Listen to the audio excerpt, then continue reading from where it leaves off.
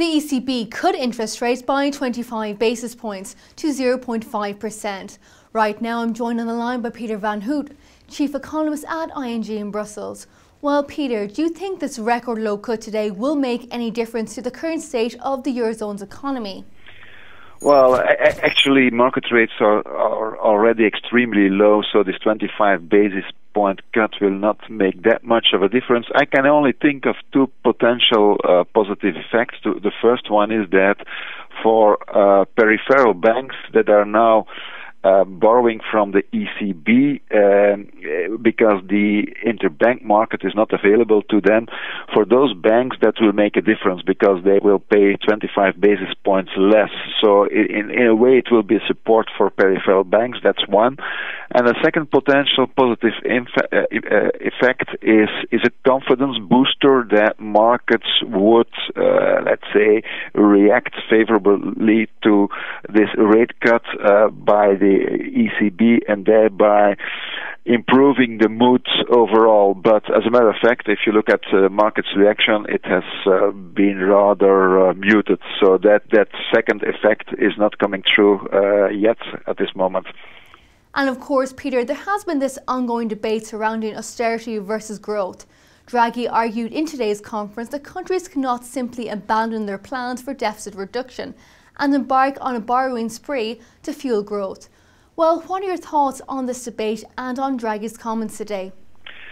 Well, I think that at this moment, debt levels in most European countries are already extremely high, and on top of it, there are some important challenges coming up in the coming years. Think of the demographic challenge, the aging population, which will cost a lot of money in most European countries. So it would be not very cautious right now to start to pump prime and spend, getting on a spending spree because that would, let's say, make or could make debt problems even worse than they are already today.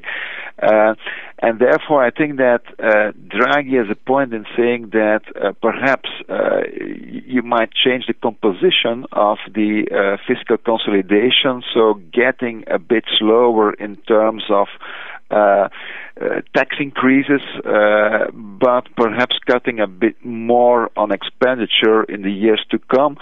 So perhaps a more balanced approach would be better, and I can also imagine the fact that in countries that are now suffering from a very deep recession like in Spain, but in most other peripheral countries, that it doesn't make much sense to increase even the level of austerity if the economy is already shrinking rapidly. So I expect that the European Commission in May will allow most countries to go a bit slower in terms of fiscal consolidation, but at the same time keeping the long-term objective. And I think that is very important. That was also the message conveyed by Mario Draghi, that there can be some, let's say, more gradualism in bringing deficits and debt down, but let's say the long-term aim should not be altered given the huge challenges for public financings coming up in the future.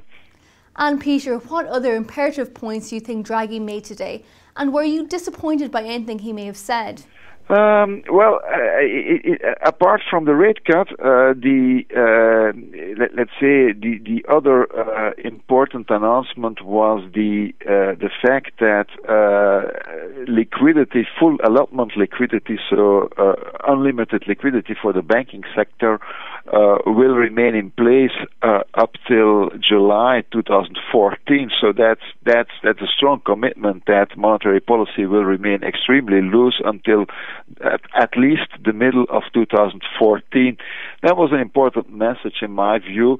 But where Draghi is somewhat disappointed, I must say, is the financing problems for SMEs. That is something that has already been pointed out at several occasions by the central bank itself, that SMEs, especially in peripheral countries, have trouble financing themselves.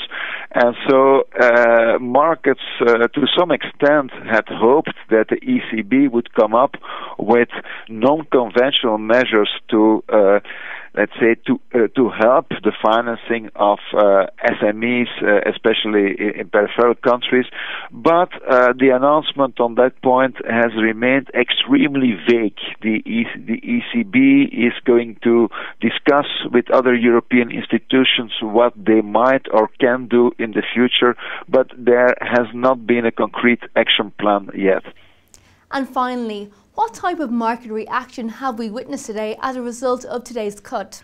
Well, let's say bond yields have gone down a bit across the board on the European sovereign debt market. Let's say the impact on the stock market has been more muted. There was some increase, some improvement, but now we're more or less flat on the stock markets.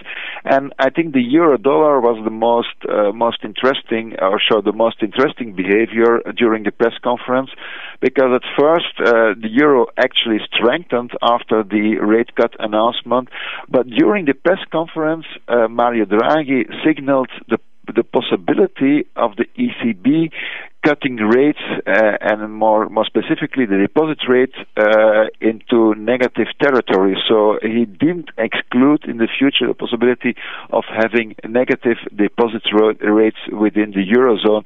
And on the back of that, we saw all of a sudden a strong drop in the euro-dollar rate. So the euro exchange rate reacted to the potential negative interest rate outlook. But for the remainder, I have to say that markets remained quite stable. Thank you very much, Peter. Well, viewers, do make sure you stay tuned to Dukascopy TV for more interviews and press reviews. But for now, have a splendid day.